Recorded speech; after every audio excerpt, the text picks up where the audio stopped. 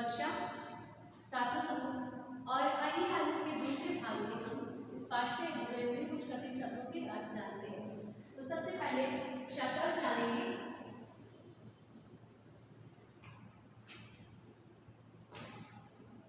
शब्द अर्थ। पहला शब्द समुद्र। जो कविता में शब्द आया है समुद्र, इसका अर्थ होता है समुद्र या सागर। समुद्र या सागर। दूसरा शब्द है पानी पड़ना। जो पानी पड़ना शब्द है इसका अर्थ होता है वर्षा होना।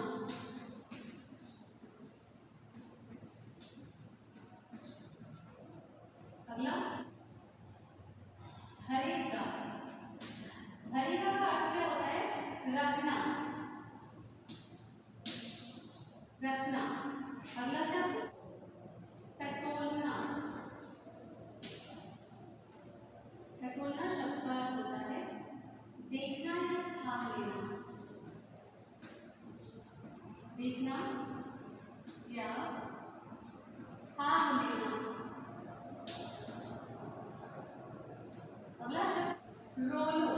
रोलो जो शब्द आया है कविता में इसका अर्थ होता है लुढ़काओ।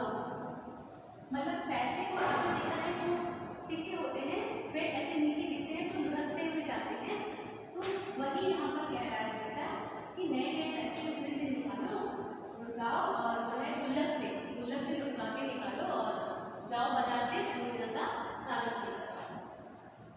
हर्षाओ। अगला शब्द है कि नाव तेरा मुझको हर्षाओ, भैया मेरे जल्दी आओ। हर्षाना का अर्थ क्या है? हर्ष मतलब खुश करना, मुझे प्रसन्न करना, खुश करना। अगला शब्द खोट। खोट का अर्थ होता है कमी। कमी अर्थात किसी के अंदर की जो गुण होते हैं उनमें अगर कमी हो उसके लिए खोट शब्द का प्रयोग होता है। और शब्दों को देखते हैं।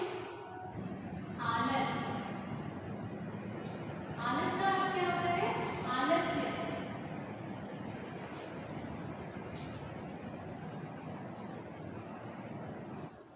अगला शब्द है लपक। लपक का अर्थ होता है जल्दी से, फटाफट जाओ और ले आओ, लपक जाओ।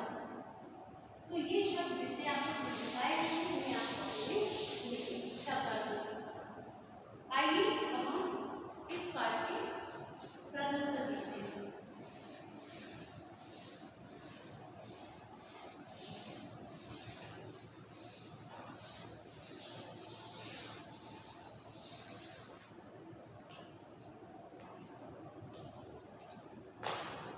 प्रश्नोत्तर में हम पहला प्रश्न देखेंगे। पहला प्रश्न है भैया को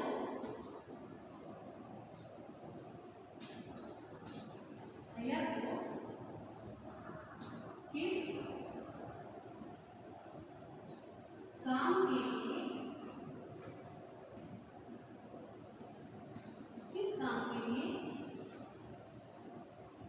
जल्दी बुलाया जा रहा है?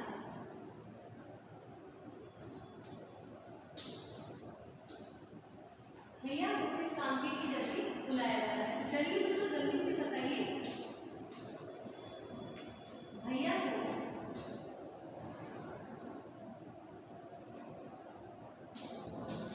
नाव बनाने के लिए, कौन सा काम है? नाव बनाने का।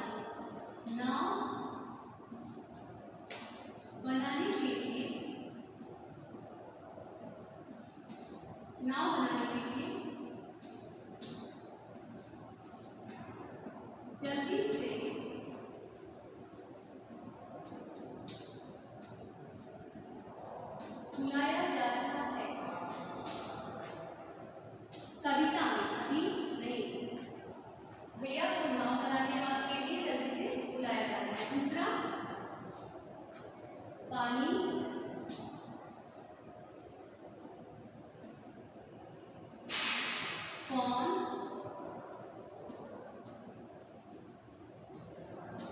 बरसाने वाले हैं?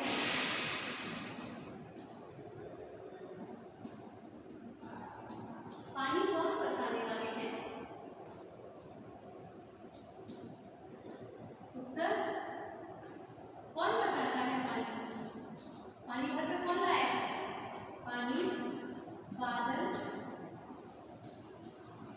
बरसाने वाले हैं। या फिर आप तो ऐसे ना लिख करके इस प्रकार से लिखिए कि बादल पानी बरसाने वाले हैं।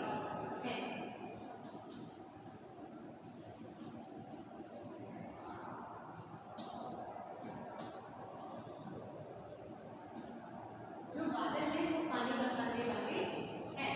आइए तीसरा देखते हैं। किसकी गुल्लक किसकी गुल्लक भारी है?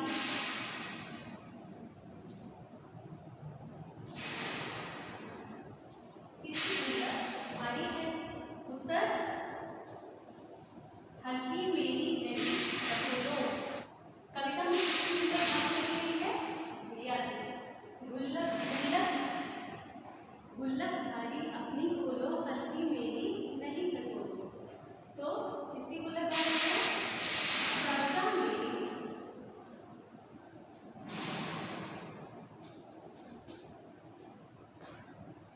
भैया की गुल्लक भारी है।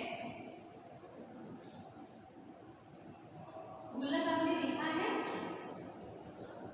जरूर देखा होगा, आपके पास कुछ लोगों के पास होगा भी।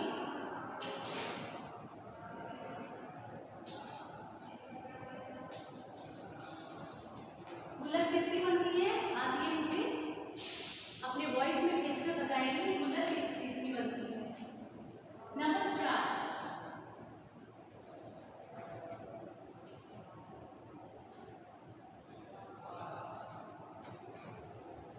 भैया को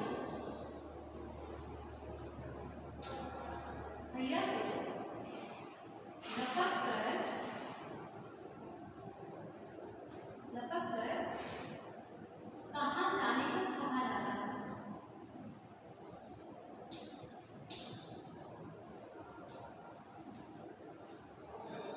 कहाँ जाने को कहा जाता है?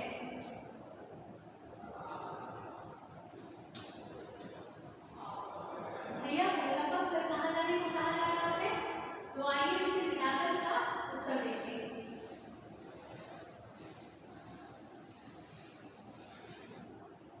उत्तर, भैया को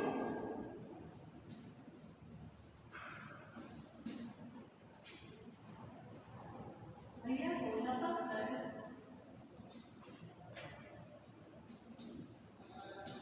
बाजार जाने को कहा जाता है।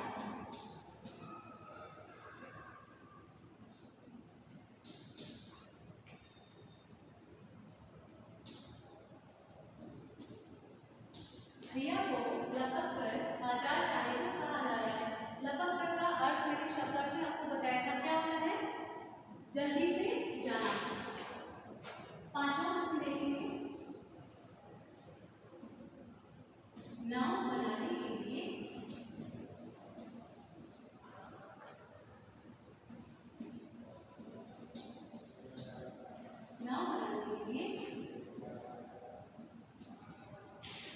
किन किन चीजों का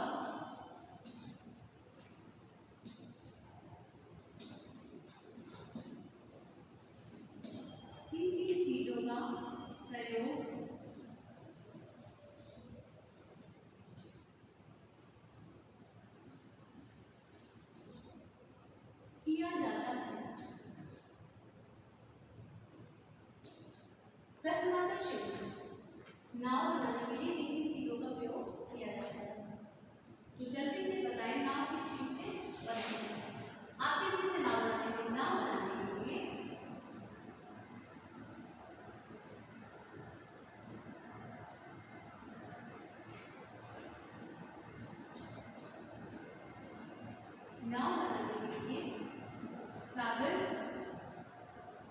कागज में रंग बिरंगे कागज या सादा कागज, रंग बिरंगे कागज,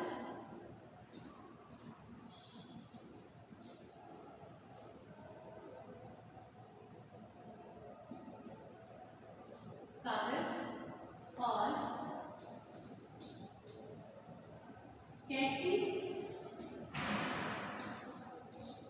का प्रयोग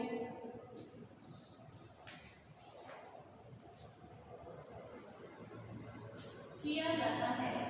अगर आप उसे और सजाना चाहते हैं तो और भी चीजों का प्रयोग कर सकते हैं। पूर्ण विराम, नाव बनाने के लिए रंग बिरंगे कागज और कैंची का प्रयोग किया जाता है। नंबर 6, कवि ने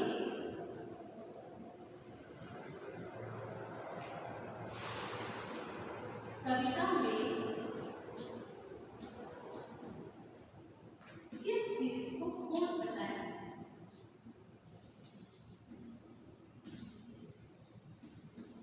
किस चीज को पूर्ण बताया है? होठ मैंने आपको शक्ल में लिखवाया, होठ क्या है? कवि ने कविता में किस चीज को पूर्ण बताया है? तो बताएं जल्दी से आप, होठ क्या है कविता में? कवि ने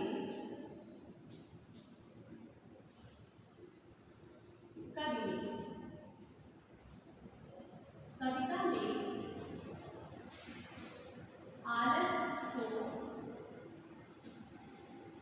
आलस्य को पूर्ण बताया है। पूर्ण बताया है। पूर्ण विराम, जो कवि है उसने कविता, इस कविता में जो आलस शब्द आया है उसको उसने कमी बताई है, पूर्ण बताया है। आइए दूसरा प्रश्न देखते हैं, नंबर 7, बादल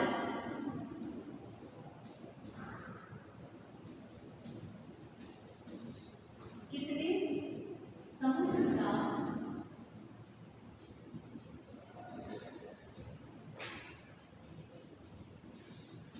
पानी भरकर लाया है? जो बादल है कविता में वह कितने समुद्र का पानी भरकर लाया है? तो आपने देखा कि बच्चा क्या कहता है, वह देखो काला बादल छाया है, धीरे का बादल आया है, 7 समुद्र भर लाया है। तो कितने समुद्र का पानी लाया है बादल? कविता में बादल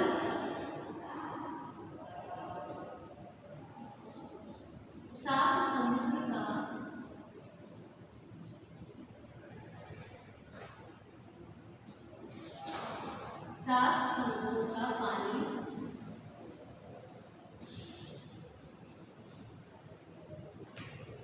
भर लाया है। जो बादल है कविता में वह 7 समुद्रों का पानी भरकर लाया है। अंत में आप पूर्ण विराम लिखेंगे। तो पाठ से जो प्रश्नोत्तर आपको लिखा है ये 7, ये आप अपनी कॉपी में अच्छे से लिखेंगे और इन्हें याद करेंगे। लगभग का आपको शब्द भी बताया था कि जल्दी से बाजार जाए और क्या लाए, रंग बिरंगा कागज, कैंची, ताकि बच्चे की नाव बन सके। और जैसे ही बारिश हो और नाव को तैरना शुरू कर दे। बच्चा अपने बाल मनोकामों को बहुत उत्सुकता पूर्वक व्यक्त कर रहा है। इस कविता में आलस को पूर्ण कहा गया है और कविता में जो बादल है वो 7 समुद्रों का पानी भरकर ले आया है। तो ये पाठ के प्रश्नोत्तर थे और शब्द जो मैंने आपको इस कक्षा में कराया। बच्चों, इस कक्षा में जो कार्य आपको कराया गया, जैसे शब्दार्थ कराए गए और प्रश्नोत्तर कराए गए, इन कार्यों को अपनी उत्तर पुस्तिका में अर्थात कॉपी में अच्छे से आप लिखेंगे। अच्छे लिखावट में writing good hand writing in good copy. All Hindi work, writing your copy in good handwriting, and after writing your work, send on me my personal number. Okay? तो आप अपने कार्यों को करें और याद करते रहें। इस पाठ के अभ्यास प्रश्नों के साथ अगली कक्षा में फिर मिलते हैं।